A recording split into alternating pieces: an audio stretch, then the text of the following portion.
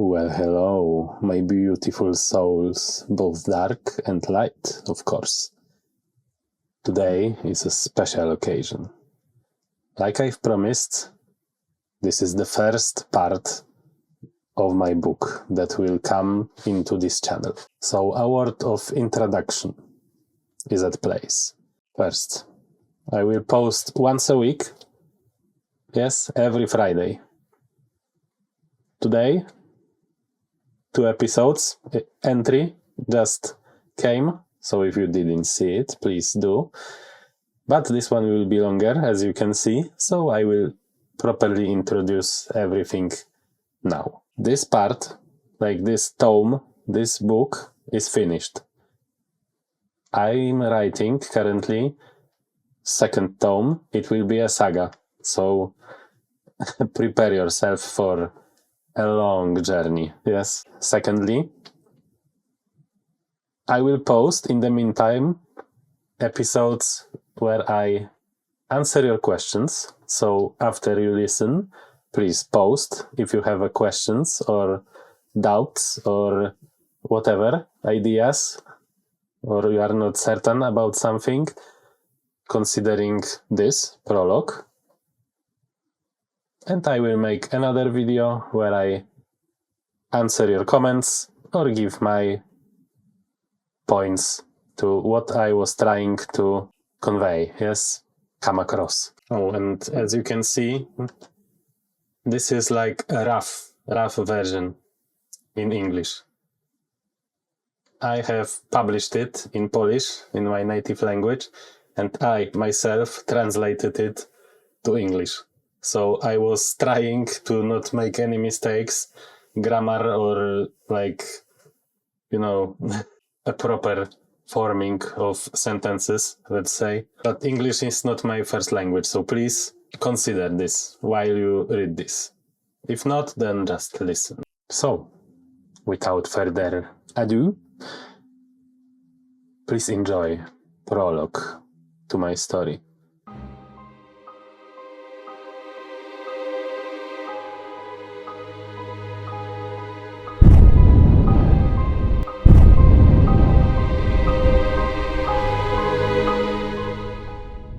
Prologue. How it was remembered. The world of Derre, devoid of strife and discords since time immemorial, created as a retreat among countless worlds saturated with war, has always been inhabited by almost the same number of living beings. The more or less sentient children of creation tried to live in harmony with themselves and the earth on which they were born. Humans, the most numerous of the speaking races, believed that this world was created by a mother goddess, the loving one, who had no name that could be pronounced in any of the world's dialects. According to them, everything they do, every decision they make, every action or thought they owe to the blessing of their goddess. Her idea for their fate is the only one correct beyond any doubt. Devotion rewards them with peace of mind. She comes to them at night in their dreams, and her warm motherly touch brings happiness and sense of security. As long as they are faithful to her and do not bring shame by desecrating the world she created, they will live happily ever after. It was like that, and it shall remain so, forever, until all the stars go out. Derre was also home to many other intelligent races, sometimes living according to the doctrine of humans, but most had their own views on the world and the origins of its creation. Elves, worshipping everything that the earth gives them and grows under the sun, believed in the first seed. According to them, countless millennia ago a seed fell from the sky on Derre, from which all the life of this land was born. Thanks to it, humans also appeared, so despite their different views, the elves believed that they had no right to harm them in any way. They observed, studied, and defended the fruits of the seed as a race of protectors, chosen by the primordial meadow. They were the first creatures to emerge from it to spread the seeds of life throughout Derre. It was like that, and it shall remain so forever, until all the stars go out. The dwarves, a short and simple-minded people who had lived in underground kingdoms for hundreds of generations, knew no sunlight. Thanks to this, they saw perfectly in the dark and kept their feet firmly on the ground, not looking at the sky in search of deities and the meaning of existence. They only knew earth, stone, and fire. The blood of Derre allows the creation of extraordinary miracles, unknown to the inhabitants of the surface. So they had many goods, with which they convinced people and elves, who decided that, like all living things, they also benefited from the fruits of the seed and the wonders of the world given to them by the goddess. Their inventions, enthusiastically adopted by other races, fueled the advancement of technology. Still, the dwarves were the masters of the craft, and it shall remain so forever, until all the stars go out. Hulks were the least numerous and therefore the most mysterious sentient race of Derre. The fur-covered people resembling a cross between reindeer and humans lived on hard-to-reach mountain peaks, avoiding contact with other races of this world. Sometimes individuals decided to live among other races, but even then they were reluctant to talk about their culture and beliefs.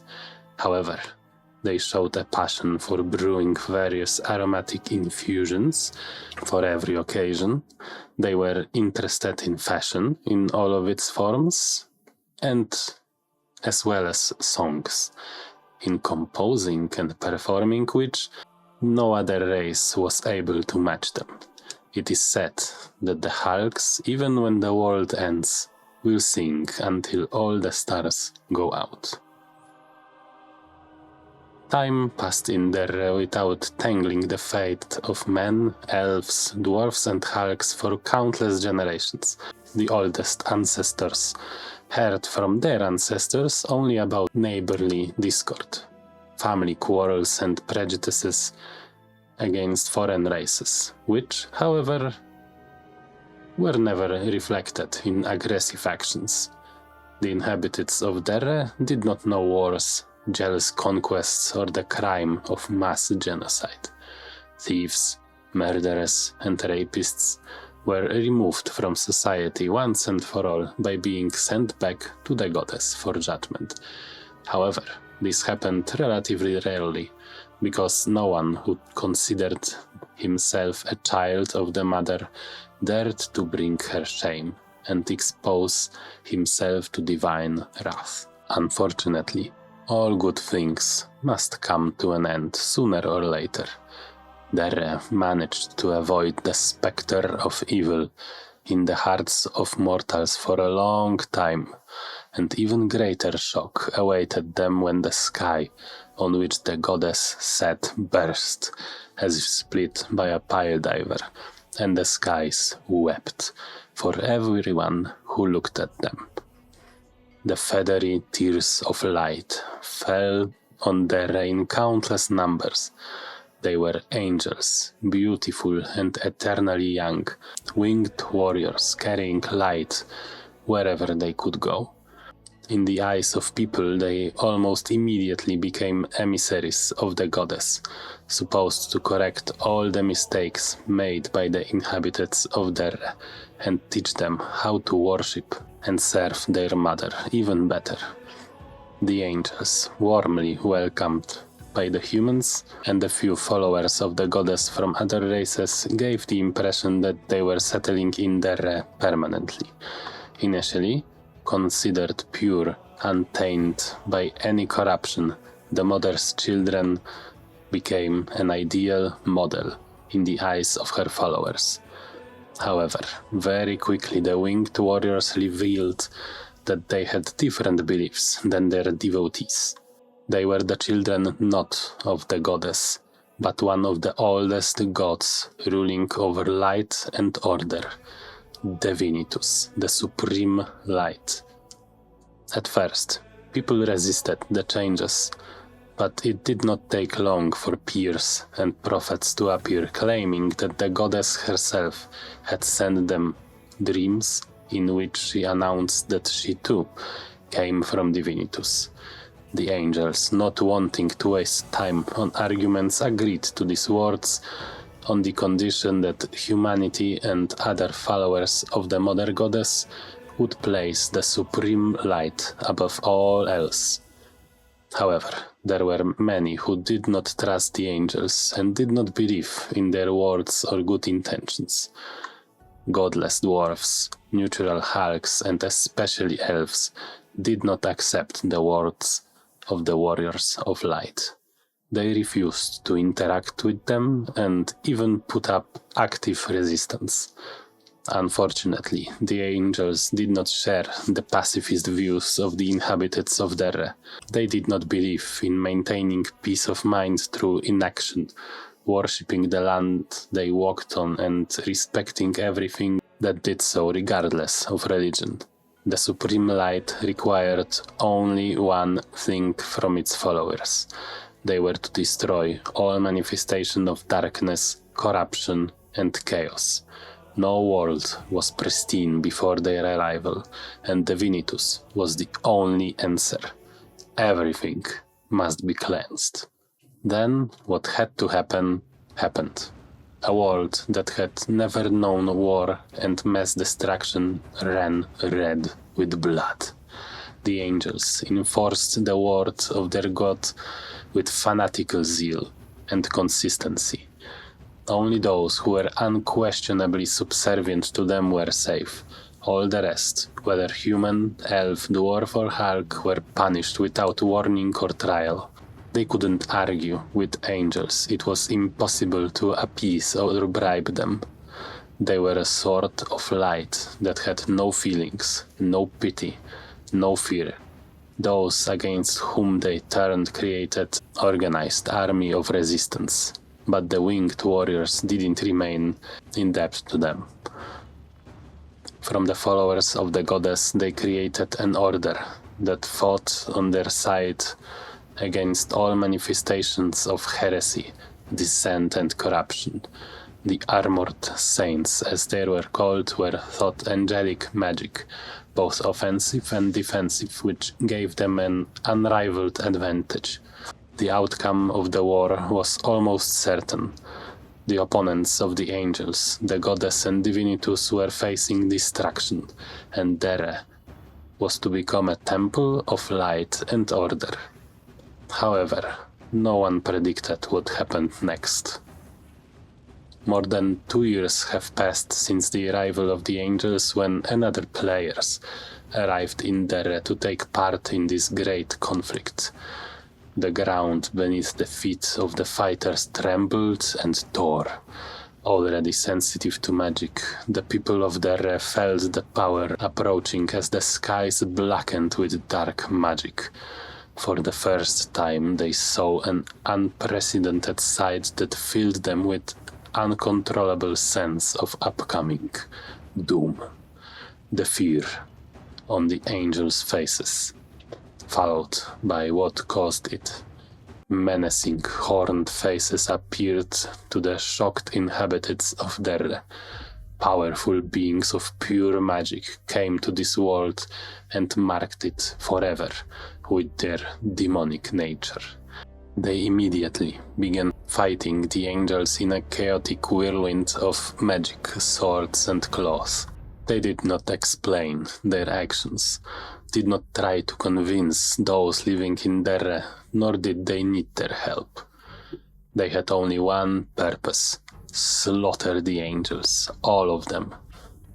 Only those two sides knew the reason for such actions.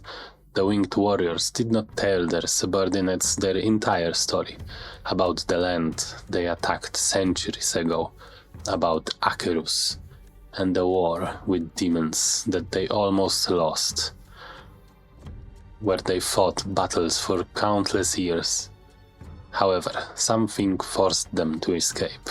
They couldn't return to their home, Devinis, so they decided to run here, hoping the demons wouldn't follow them. But they were wrong, which confirmed their worst fears. One of the demons turned the tide of the war so dramatically that the angels were forced to take radical actions. The children of Acherus, using foul magic, brought to life the first demon in history with the essence of the god of death, Grimogot, the eater of souls and the lord of the dead. The terrifying name of the commander of the demon army began to fall from the angel's mouth. The Reaper. For the first centuries of his existence, he served as the general of the forces of chaos and evil. The power of the demons turned out to be insurmountable, and the angels decided to escape. Once crossed, the gate between the worlds remained open, and the life-giving magic of Acherus began to escape to Derre, thus slowly destroying the world of demons. The essence of dying allowed the incarnate to cross the barriers between worlds, without disturbing the balance between them. So he came after the angels, bringing with him the demon elite and condemning Derre to irreversible changes. The war between the armored saints and the rest of the world faded into the background, but of course it was not completely forgotten. Legions of demons began to hunt angels, so the saints' priority became their defense against being born of pure evil. All other races combined were nothing compared to the power of the Reaper and his army. When the armored saints finally clashed with the demons, a war began beyond which the angels and their dark adversaries knew almost nothing. The first spherical war has broken out. The entire world has been irrevocably changed. Creatures such as elves and halks have proven to be extremely susceptible to magic. The good one, but also the dark. The elves, previously natural hunters and herbalists, gained an incredible bond with their beloved forests and even partial power over them.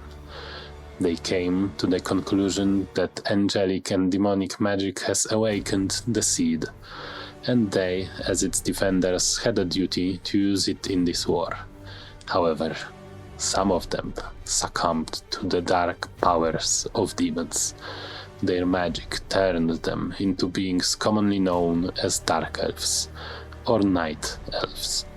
The magic they wielded was almost identical to that of their uncorrupted relatives. However, they were shunned by them and treated with the greatest contempt. Blood rituals and nature-twisting practices were considered a rot in the seed and had to be eradicated immediately. Therefore, the elves did not have enemies only in human, angels, and demons, but also in their own ranks. Their former strength would be left only as a sad memory. Halks, as an extremely good-natured people, were not influenced by demonic magic. However, they had an extraordinary ability to heal any wounds. Angels used special ointments, and only sometimes spells for this purpose, while the Halks needed only their observation and just one sample of the healing substance. They were helped by the fact that it consisted mostly of mountain minerals and herbs, and the Halks, being a mountain-dwelling race, knew them better than anyone else, so they quickly managed to make an almost perfect copy of it. This is how months of constant fighting passed. Each side competed with each other in inventing new spells and weapons. The power swing was constantly in motion, and there was no indication that it would ever be different. All of creation continued to struggle with itself for another 10 years.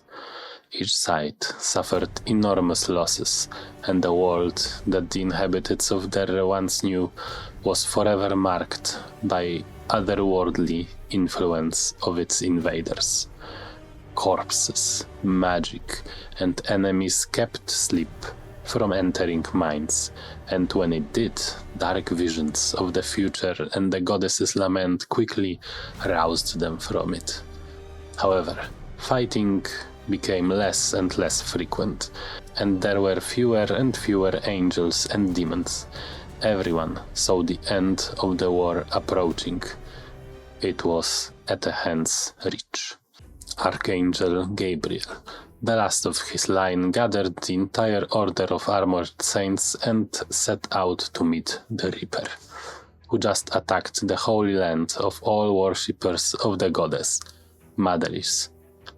Once a tropical paradise in the middle of Khaled's desert, now a ruined stretch of building remains and scorched earth. After many hours of marching, the saints stood on the outskirts of the battlefield. Piles of corpses and pieces of armor stretched to the horizon. A silver-haired angel dressed in shining armor with gold trim stood at the head of his army and looked ahead. Then he turned and, looking at them, saw not even a hint of fear, doubt, or weakness. Everyone hid their emotions very well. He gave them his last orders, instructions, and even some encouragement. He turned back to the battlefield and took out a long sword decorated with golden runes, with a shining pink crystal embedded in the hilt. He raised it towards the sky, then lowered it without a word, pointing to the black clouds in front of him. Leaving behind, he stuck his sword into the ground and knelt down. Divinitus paptes hedro caderus tovego humbolis servo, he said, which meant, Father Divinitus, please protect your humble servants. As people commonly do, and in the blink of an eye he took off into the air. As he flew to meet the Reaper, he looked like a brightest star shining at high noon. Further on, beyond the horizon, a veritable carnival of cruelty was unfolding.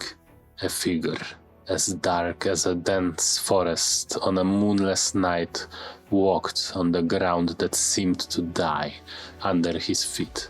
A pale face with a dead expression stood out against a pitch-black armor, and his movements resembled a spider weaving his web. Accurate, precise, mesmerizing. Few demons remained on the battlefield, now strewn with corpses, only a little over a dozen. But they were the elite of the forces of evil, powerful commanders of demonic legions, feared by even the bravest saints. They finished off the wounded and looked for those who managed to hide. Unfortunately for those poor souls, a painful death was not the worst way to end one's life. A slash of a sword or a powerful spell were nothing compared to the fate the Reaper could inflict on them. He was able to use the dead bodies of the defeated as carriers for the demons. He himself had to first possess a human to be able to come to Derre. Demons, unlike angels, could not exist on their own outside Acherus. This made the fight against them even more terrifying. Each person killed became a potential reinforcement for their army.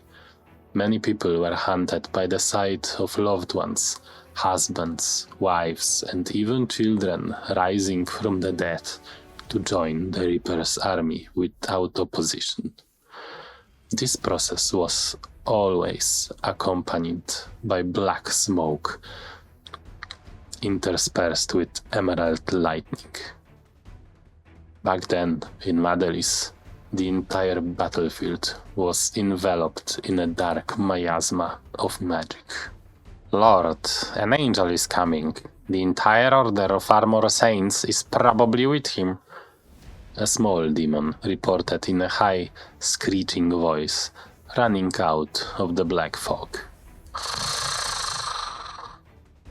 "Is it Gabriel?" asked the Reaper, breaking away from the corpse in his hand. "It cannot be otherwise. So let's end this once and for all." He straightened up, but did not turn to his subordinate.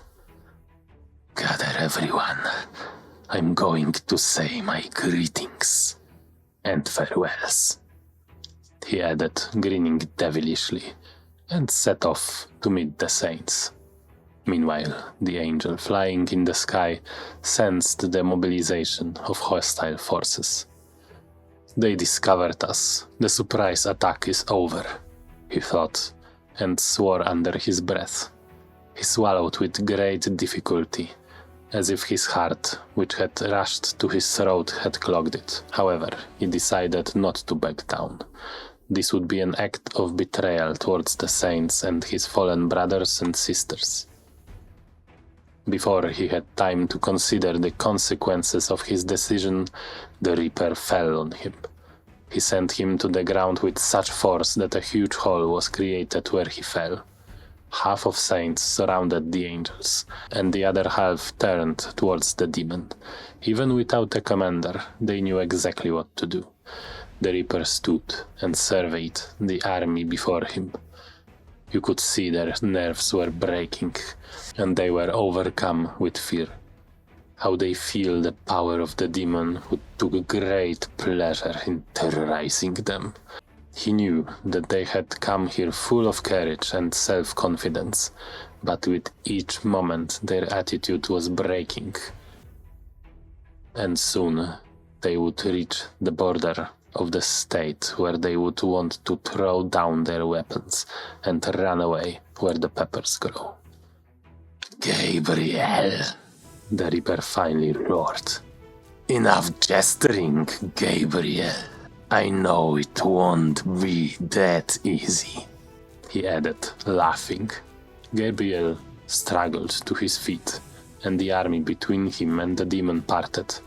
Looking into the Reaper's eyes, he felt that he was approaching an abyss from which there was no return, and the closer he got, the greater the despair that overwhelmed him. However, he gathered himself and turned to the enemy. "You killed my brethren, slaughtered so many people and started a war. You bring nothing but destruction and evil wherever you go. You only deserve to die." "Insolent, sanctimonious, feathered hypocrite," the demon replied with contempt. "Do you think you're better because you have support here? You yourselves were no better when you tried to kill us all, and when you failed, you abandoned your glorious mission, condemning Acherus to destruction. You gave people magic they were not ready for, and what have you done here? You tried to slaughter the entire population of this world that did not agree to indoctrination. You're trying to play the watchman while you're the executioner. You and your kin. It's a pity you couldn't assess your skills. Neither here nor in Acherus.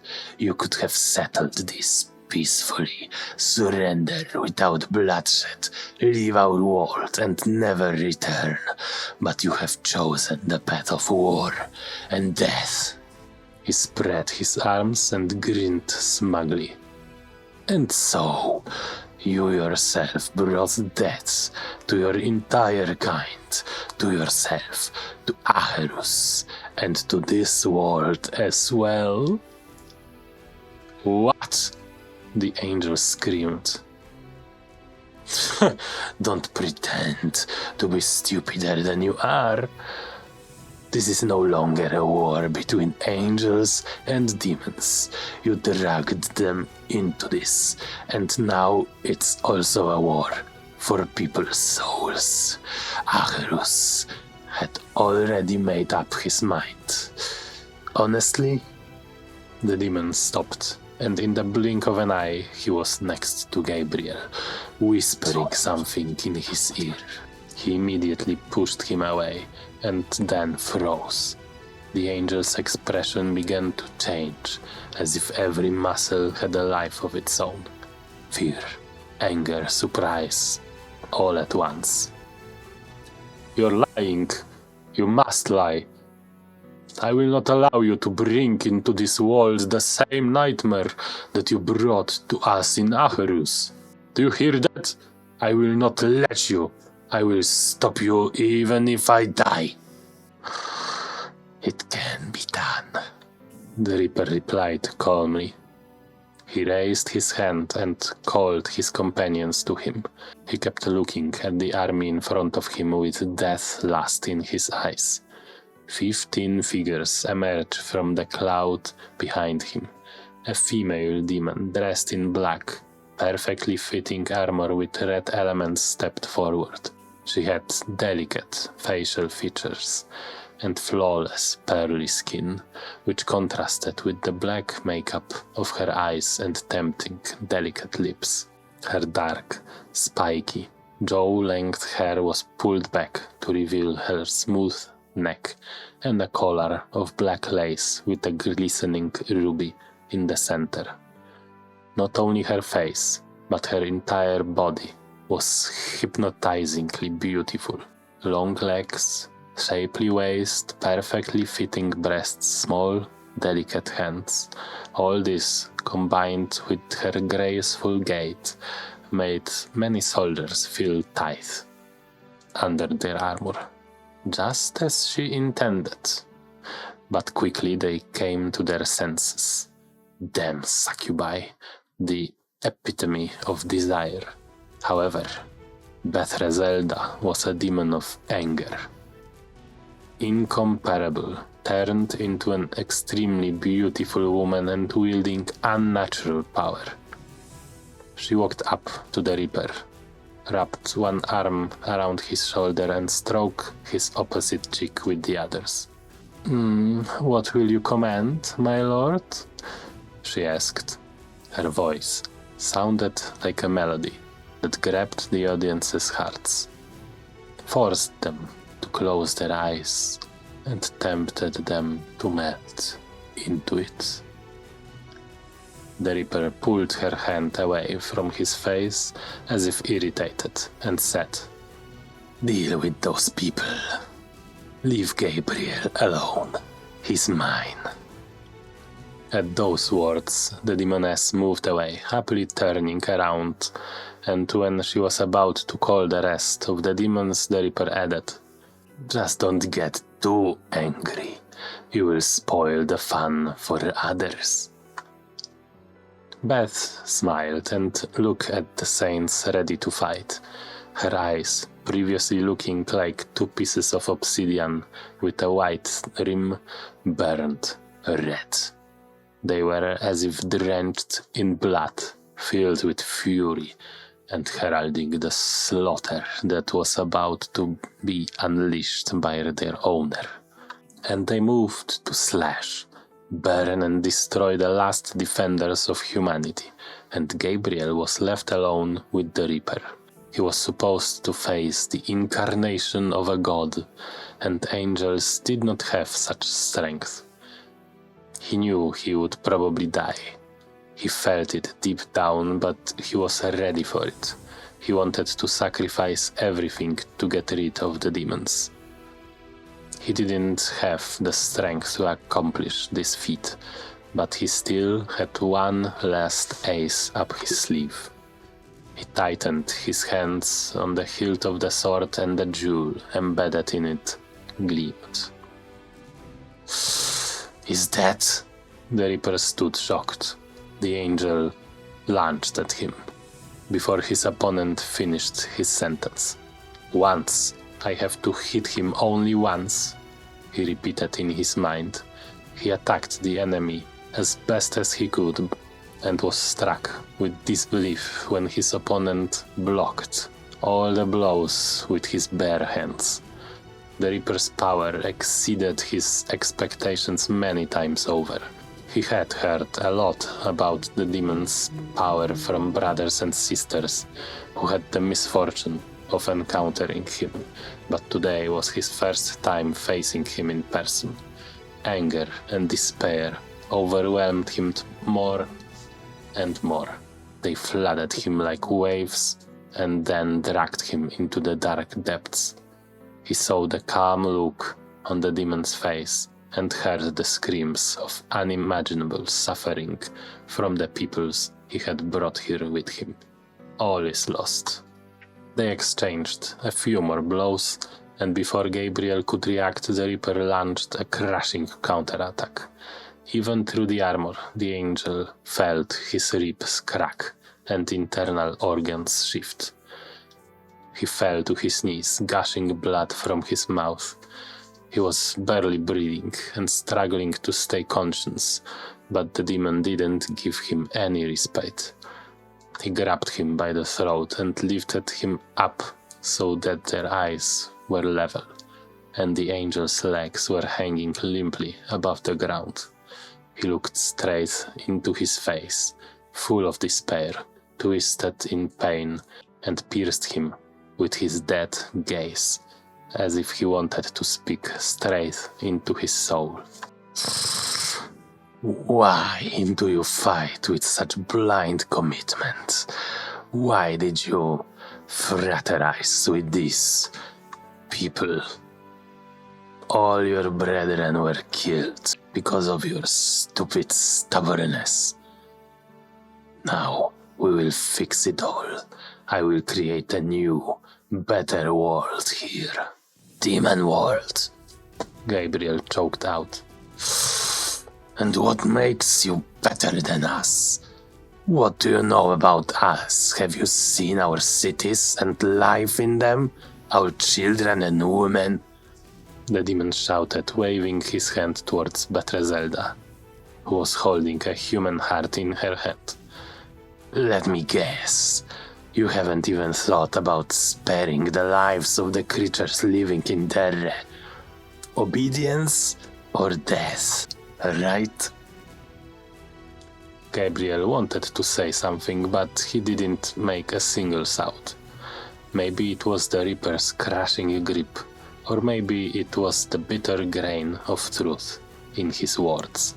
Angels committed many sins, and the saints were not so saint at all.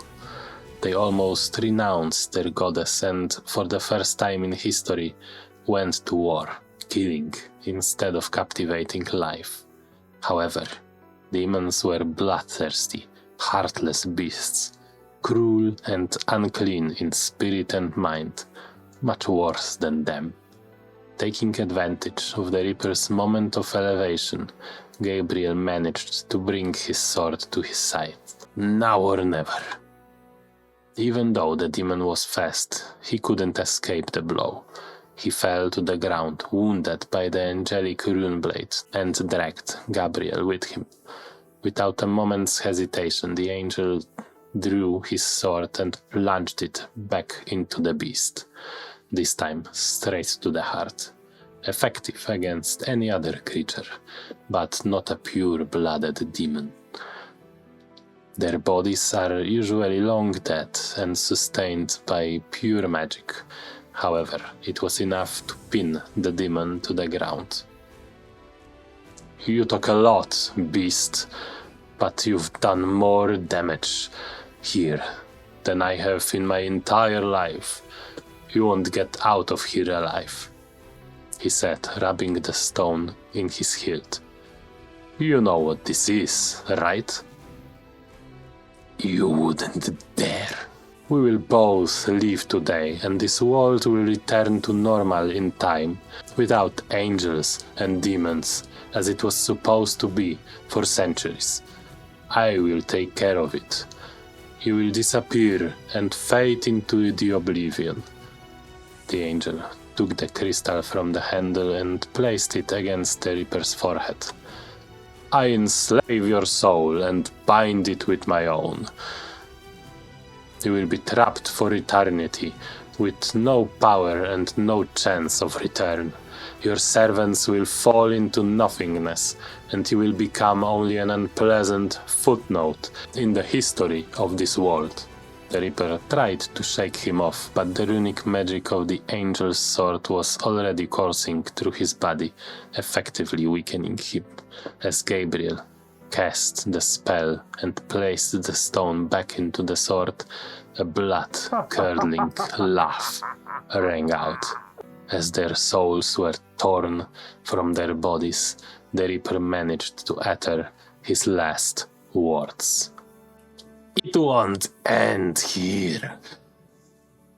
You are delaying the inevitable. I will be free, and I will do what I intended to do. He looked into the angel's eyes with a smile. If I were you, I would be careful about what I leave as a legacy to people and how vulnerable this world is to us right now. Gabriel looked uncertain, then suddenly froze and stared into space. Something dawned on him. His face contorted with rage, helplessness and shame. As they disappeared in an explosion of light, the only sound that could be heard were the angel's desperate screams and the Reaper's mad laughter. The glow disappeared, and their bodies blew away in the wind, just like the bodies of the demon's servants. All that remained was the angel's sword, stuck in the ground, and a handful of survivors who regained their strength over the following years. This day went down in history as a triumph of life in Derre and the beginning of a new era. The era of magic has come. However, as the angel predicted, the world quickly returned to normal. To wars, divisions, and prejudices. This is human nature now. Thank you for listening, my beautiful souls. If you liked it, please leave a subscription. And again, comment if you have any questions or doubts or suggestions, maybe even. And I will answer all of them in the next video. We'll hear each other in chapter 1. Bye bye.